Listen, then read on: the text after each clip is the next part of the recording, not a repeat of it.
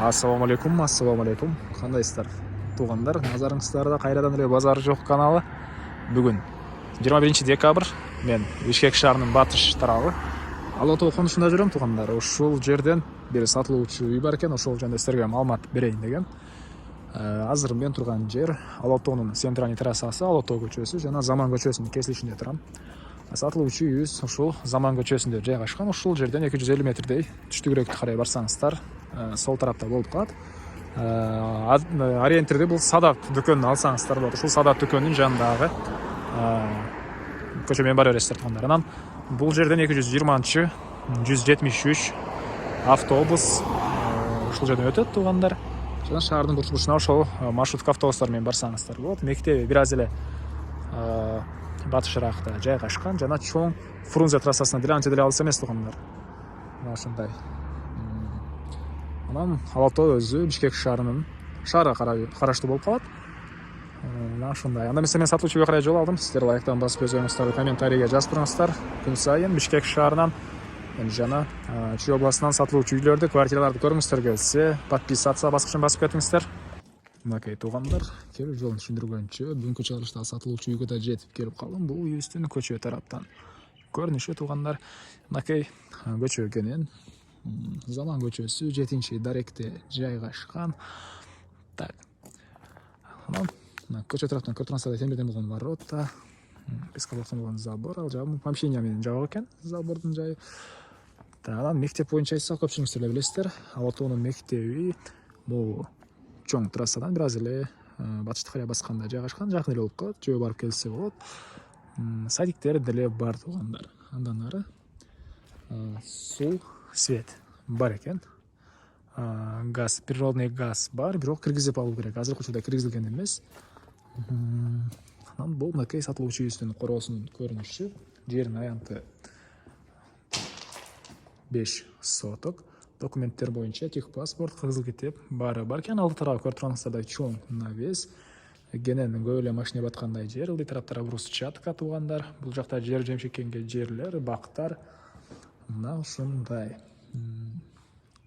Жер деле кенен 5 соток экен, тугандар. Бул жактан склад, ары жагында үйдүн тышкы тарабындагы ажаткана. Ал төрүндө болсо 122 квадрат метр болгон чоң үйүбүз. Стенасы бышкан кирпич, тышкы тараптан утеплять этилген, жана отоплениясы паровой отопление, көмүр жана электр энергиясы менен үйдө жылытат. Электр энергиясы 3 фазалуу экен, тугандар. Кошуналар менен болгон чек аралар көрүп турсаңыздар, ал жагы да забор, бул жагы да забор. Бийик забор экен, мынакей, тугандар. Секирсеңиздер да кошуна тарап көрүнбөйт. Анан мынакей, мына ушундай, тугандар. Эми азыр үйдүн ички тарабына кирип калган маалыматтарды берейин. Бул жакта очоктор, мынакей.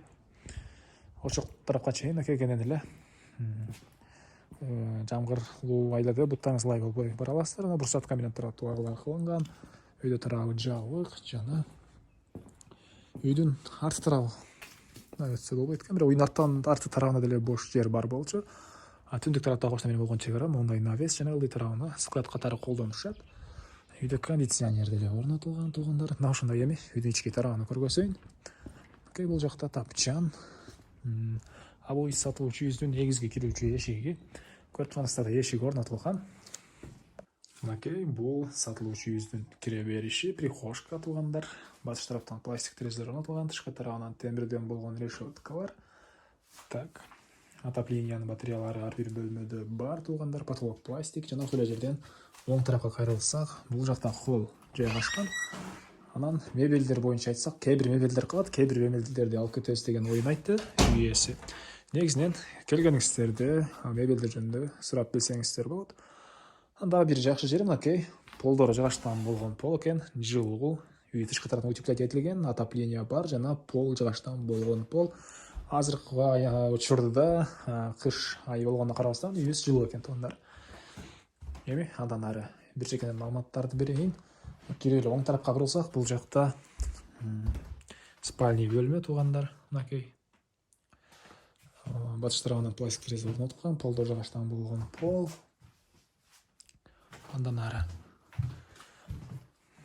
кийинки бөлмөбүз. Бул жакта зал жайгашкан.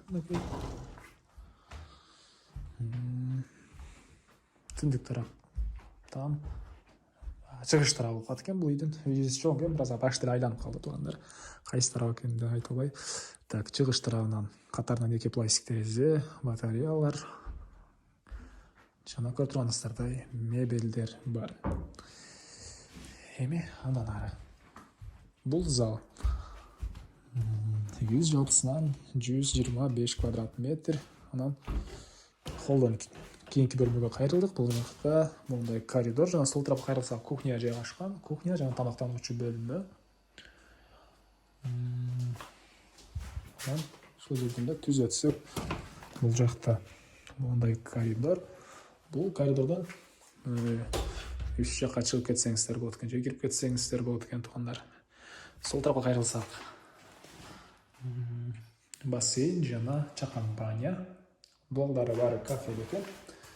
Жайларында салкын бассейнге түшсөңүздөр болот. Калганадан булгандар жана түзүлүп өтсөк. Бул жакта үйдүн ички тарабына жаткан канализациянын суусу септикке куюлат. Анан чыксаңыздар үйдүн чыгыш тарабында бул жакта бурс, турник бар экен. Бурс, турниктер бар экен туугандар. Мына ушундай. Ошондо айтылбаган эмне маалыматыбыз калды. Айтылбаган бир эле баасы калды окшойт.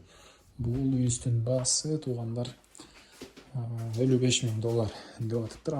Могу бөлмөнү көргөзбөдүм, Бул жакта дагы бир бөлмө, мынакей детский бөлмө экен. Батыш тараптан пластик терезе орнотулган туугандар. Мынакей мына ушундай. Так, бул үйүбүздүн баасы $55,000. Сүйлөшүү болот. Ресми номер экранда. Узакыл сүйлөшүп көрүңүздөр, сүйлөшүү болот туугандар. Анан достор менен, группалар менен бул видеону бөлүшсөңүздөр, сиздер мага үй ээсине чоң жардам берген болосуздар. Анда эмес эместермен коштошом туугандар. Кийинки чыгышка чейин саламатта калыңыздар.